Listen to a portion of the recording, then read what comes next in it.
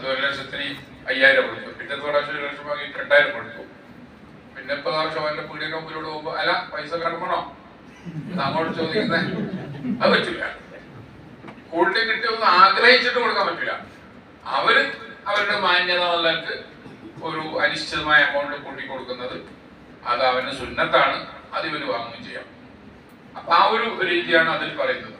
അപ്പൊ ഖർദ് എന്നുള്ളത് എങ്ങനെയാണ് ബിസിനസിന്റെ ഭാഗമായി വന്നതാണ് ഞാൻ പറഞ്ഞത്. ലോൺ കിട്ടാനുള്ള സാഹചര്യം ഉണ്ടെങ്കിൽ നമ്മൾ പലിശ ഒഴിവാക്കിയിട്ടുള്ള ലോണിൽ തന്നെ ശ്രമിക്കണം.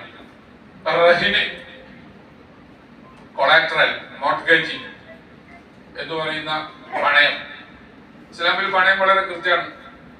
ഫരിഹാനും മഖ്ബൂദ, പരസ്പര ഇടപാട് നടത്തിയിട്ട് കാശൊക്കെ ഫുള്ളായി കൊടുക്കാൻ പറ്റുന്നില്ലെങ്കിൽ പകരം പണയം സ്വീകരിക്കുക.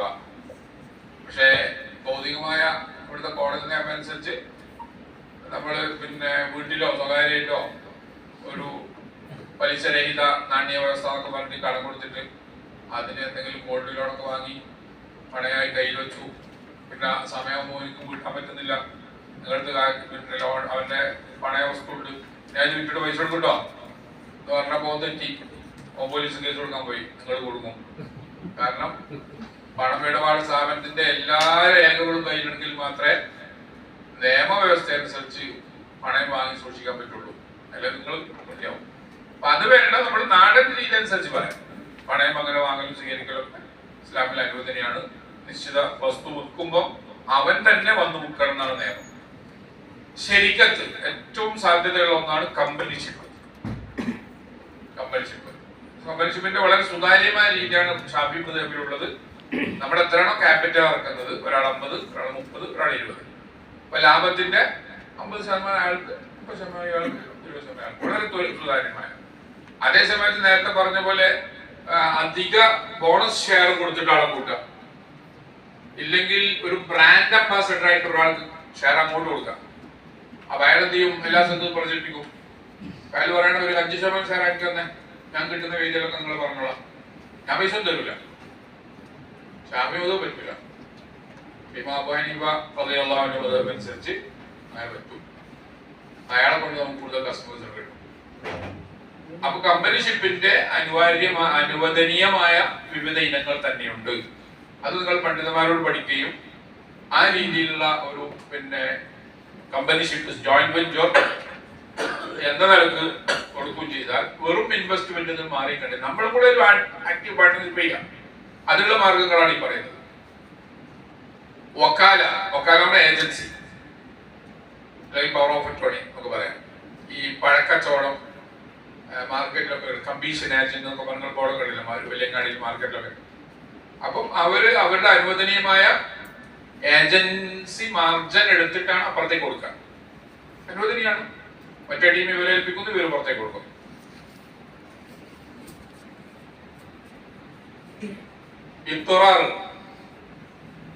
എന്താ?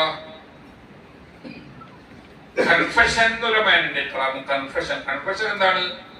നിങ്ങൾ പണ്ട് കുരുത്തക്കെട് കളിക്കുന്ന ഒരു കാര്യം ഉണ്ടായിരുന്നു. അപ്പൊ ഒരാളെ നല്ല കുറച്ച് ഇതാക്കി എടുത്തു വെച്ചു. പിന്നെ നിങ്ങൾ നല്ല ആളായി വെള്ളപ്പൊക്കെ ഇട്ടു.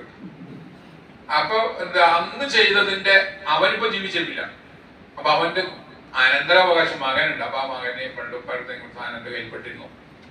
അത് തിരിച്ചു തരാൻ തയ്യാറാണ്. ഇപ്പന്റെ കയ്യിലില്ല, 3 മാസം കൊണ്ട് തരാം. ഇറ്റ് ഈസ് ആൻ അണ്ടർടേക്കിംഗ്, കൺഫെഷനാണ്. അങ്ങനെയോ അല്ലെങ്കിൽ അതുമായി ബന്ധപ്പെട്ട മറ്റു ഇടപാടുകളോ ഒക്കെ ഈ വിഷയത്തിൽ സാധ്യതയുള്ളതാണ്. ആരിയത്ത് എന്ന് പറഞ്ഞ വായ്പ, ലോൺ, ലെൻഡിങ്. അതും നേരത്തെ പറഞ്ഞ തമ്മിൽ വ്യത്യാസം.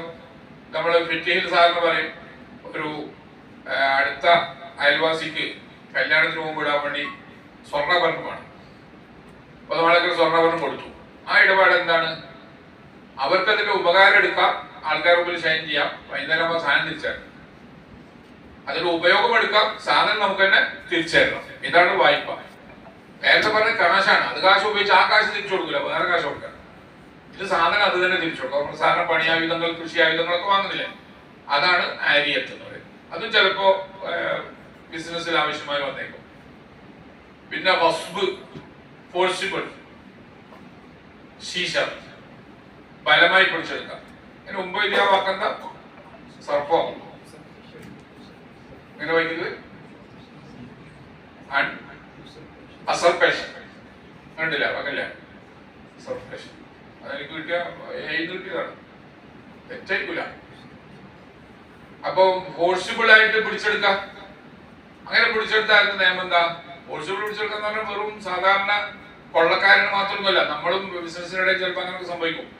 ഇവിടുന്ന് വരുന്ന ആള് വീക്കാണ്, നമ്മള് പിന്നെ കാശ് കൊണ്ട് ഭയങ്കര ഉഷാറാണ്, അത് വെക്കാൻ താല്പര്യമില്ല, ഇപ്പൊ പൈസ എന്ന് പറഞ്ഞ് പിടിക്കുമ്പോ ആൾക്കൊന്നും പറയാൻ പറ്റില്ല. അതുപോലെ തന്നെ തസ്ബായിട്ട് അവര് ഇമാം ഗസാലി റളിയല്ലാഹു എത്രത്തോളം പറഞ്ഞു പറഞ്ഞാല് നമ്മളൊരു ജുമാ കഴിഞ്ഞിട്ട് പുറത്ത് ഇങ്ങനെ ഇരിക്കുന്നു, തമാശ പറയാൻ വേണ്ടി ഇരിക്കുമല്ലോ പള്ളിന്റെ പുറത്ത്, പള്ളിന്റെ തമാശ പറയാൻ പാടില്ല, പിന്നെ ഹസനാത്തൊക്കെ പോകും പുറത്ത്, അവിടെ ഇങ്ങനെ കാൽക്കുറ്റിരിക്കാൻ വേണ്ടി സ്ഥലം ഉണ്ടാവും. അപ്പൊ പിന്നെ ഒരു വണ്ടിയിൽ 2-3 ആൾ വന്നിട്ട് പിന്നെ ആചാരം കാണുമെന്നാണ്, നമ്മൾ ഇന്ന സ്ഥാപനത്തിന്റെ ആളാണ്, അടുത്ത പരിപാടിയിൽ ബന്ധപ്പെട്ട് നിങ്ങളൊരു 26 പേരണം, എല്ലാ ആള് പോകുന്ന ആൾക്കാരാണ്. 26 കൊടുക്കുക പിടിച്ചോ 30,000. അയാൾ ഉള്ളിലയാൾ കാര്യമാണ്, എന്താ ചെയ്യാ? ഈ കാശ് വാങ്ങാൻ പാടില്ല എന്നാണ് ഇമാം ഗസാലി റളിയല്ലാഹു അൻഹു പറയുന്നത്. അത് നിർബന്ധ അവസ്ഥയിൽ പറയാൻ അതിനോട് ഇഷ്ടമൊന്നുമില്ല. അയാൾ നിങ്ങൾക്ക് സ്വന്തം തരാണെങ്കിൽ പരമാവധി 500 രൂപ, അവിടെയാണ് 30,000 പേര്. ഇത് എവിടെ സംഭവിക്കാം? പല സ്ഥലത്തും പിന്നെ വലിയ ട്രേഡ് നടത്തുന്നിടത്ത് ആചാരല്ലേ, നമുക്ക് പണ്ടേ അറിയുന്ന ആളല്ലേ, നമ്മൾ ഇത്ര പൈസ എന്നൊക്കെ പറഞ്ഞ് ചെയ്യുന്ന ഏർപ്പാടുണ്ട്. അത് വസ്ബ് എന്ന് പറയുമ്പോൾ ഒഴിവാക്കേണ്ട സാധനം, ചെയ്യേണ്ട സാധനമല്ല. അൽ ഇജാറത്ത്, റെന്റ്, ലീസിങ്. ലീസിങ്ങില് സ്വന്തം ആവശ്യത്തിന് ലീസ്. ഇപ്പൊ ഗൾഫിലൊക്കെ നമ്മൾ പോയാലും നമ്മൾ കുട്ടികൾക്ക് എവിടെ താമസിക്കാം? വാടക ഫ്ലാറ്റിലാണ്. അപ്പോ ലീസ്. ഇവിടെ നാട്ടിലും അതിപ്പോ ഇഷ്ടംപോലെ വരുന്നുണ്ട്. സ്വന്തമായ സ്ഥലം വാങ്ങി വീടുണ്ടാക്കലൊക്കെ പ്രോജക്റ്റ് ആണ്. 50 ലക്ഷം ഒന്നും ഇല്ലാതൊന്നും അനുകൂല. അതുപോലെ ആരെങ്കിലും ഉണ്ടാക്കി വെച്ച വീടും സ്ഥലം ഉണ്ടാവും. നമ്മളെ മറ്റേ ഇന്റർനാഷണൽ പരിചയക്കുള്ള ഇയാളില്ലേ, മുരളി, തുമ്മാരുകൂടി, മുമ്പൊരു പ്രവചനം നടത്തി. പിന്നെ റിയൽ എസ്റ്റേറ്റിന് വില കുറയാൻ പോവാണ്. കാരണം ആൾക്കാർ ഇഷ്ടംപോലെ മൈഗ്രേറ്റ് ചെയ്ത് പുറത്തേക്ക് പോകണം. അപ്പൊ അതുകൊണ്ട് എടുത്ത വീടിനും തന്റെ ആവശ്യമില്ല, ഡിമാൻഡ് ഇല്ല, അവിടെ വില പറയണം.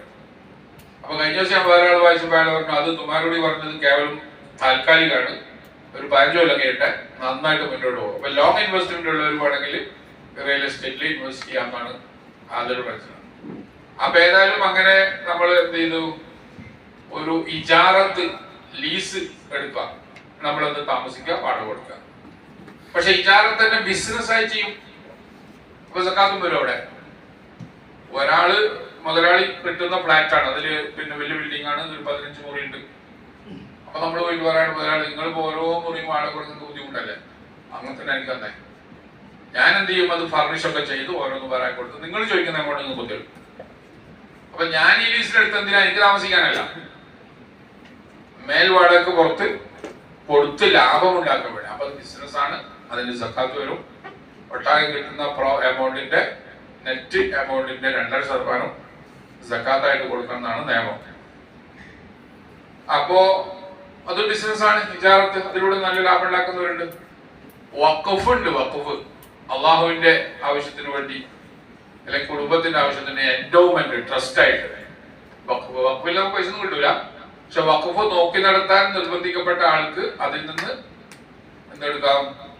അവന്റെ ജീവിതം നയിക്കാനുള്ള, അവിടെ ഫുൾ ടൈം ഇവന്റെ പണി സമയം അവിടെ തന്നെ പോയി വിചാരിക്കാം, ഒരു പുറത്ത് പണി എടുക്കാൻ പറ്റൂലല്ലോ.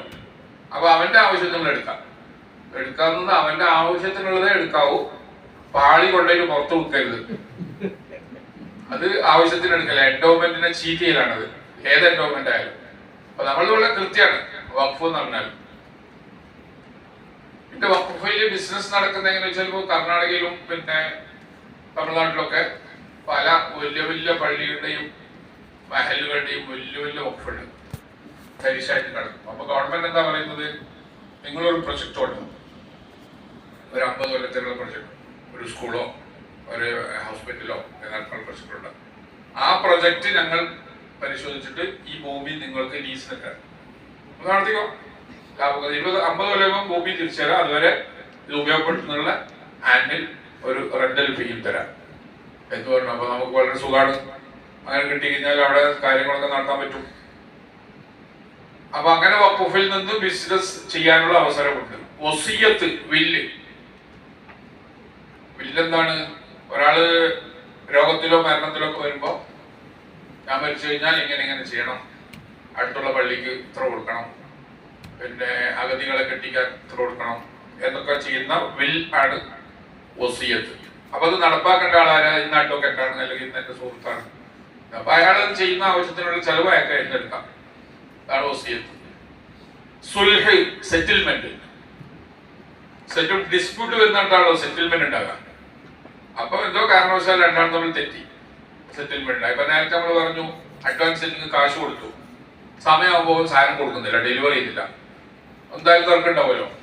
അപ്പൊ തർക്കമുണ്ടായപ്പോ പറഞ്ഞ് പിന്നെ അതിവിടെ ഇറക്കാൻ കുറച്ച് അധികം ചെലവ് വരും, അത് നിങ്ങൾ തന്നിട്ടില്ല, കാരണം സ്വാഭാവികമായിട്ട് അവരുടെ കേസിൽ പോകും. അപ്പൊ ആ സ്ഥലത്ത് എന്ത് ചെയ്യാം, ഒരു മധ്യസ്ഥനായി വരാവുന്ന ഒരാളുണ്ടെങ്കിൽ അയാളുടെ മുന്നിൽ രണ്ടാളും അവതരിപ്പിക്കാം, അവാദി വന്നിട്ട് ഒരു കോംപ്രമൈസ് വെക്കാം. സെറ്റിൽമെന്റിൽ എത്തിയാൽ അത് അള്ളാഹുവിന്റെ അടുത്തും സ്വീകാര്യമാണ്. ഇതാണ് സുൽഹ്, സെറ്റിൽമെന്റ്. അപ്പൊ സെറ്റിൽമെന്റ് ഇപ്പൊ എത്രത്തോളം അമേരിക്കയിലെ വലിയ വലിയ പ്രൊജക്ടുകളിൽ പിന്നെ ഔട്ട് ഓഫ് കോർട്ട് സെറ്റിൽമെന്റ് ആണ് നടക്കുന്നത്, ഇന്റർനാഷണൽ ലെവലിൽ തന്നെ നടക്കുന്നുണ്ട്. ലൊമാൻ എന്ന് പറഞ്ഞാൽ ഗ്യാരണ്ടി, സെക്യൂരിറ്റി. അപ്പോ ഒരു വലിയ എമൗണ്ട് കിട്ടാനുള്ള സാധ്യതയാണെങ്കിൽ കപ്പൽ ഷിപ്മെന്റ് ഒക്കെ അയക്കാണ്, എക്സ്പോർട്ട് ഇമ്പോർട്ട്, അവിടേക്ക് വെറുതെ അയക്കാൻ പറ്റില്ല. അപ്പൊ ലൊമാൻ ഉണ്ടാവും. അപ്പൊ അത് വന്നില് കടക്കാരൻ്റെ അടുത്ത് നമ്മളത് വാങ്ങാം, അതാണ് കിട്ടിയില്ല നിങ്ങൾ തരേണ്ടി വരും എന്ന് പറഞ്ഞിട്ട് ലൊമാൻ സെക്യൂരിറ്റി. ഇപ്പൊ സെക്യൂരിറ്റി കാശായിട്ട് സ്വീകരിക്കുന്നുണ്ട് ചില രാഷ്ട്രങ്ങളൊക്കെ, ചിലർ അതിനെ വേറെ പിന്നെ പേഴ്സണൽ സെക്യൂരിറ്റി ഉള്ളവരുണ്ട്, പല രീതിയിൽ. പിന്നെ അവസാനം നമുക്ക് ഏറ്റവും ഇഷ്ടപ്പെട്ട വാക്കാണ് തഫ്ലീസ്, ഇൻസോൾമെന്റ് അല്ലെങ്കിൽ ബാങ്ക്രപ്സി. ഒരു പരിപാടി നടക്കുന്നില്ലെങ്കിൽ ഈ കൊടുക്കാനുള്ള കാശ് എനിക്ക് കൊടുക്കാൻ കഴിയില്ല, ഞാനിപ്പോൾ കടക്കാരനാണ് എന്ന് ഗവൺമെന്റ് തലത്തിൽ അനൗൺസ് ചെയ്യുന്നതാണ് ബാങ്ക്രപ്സി എന്നതിന്റെ ലീഗൽ ടേം.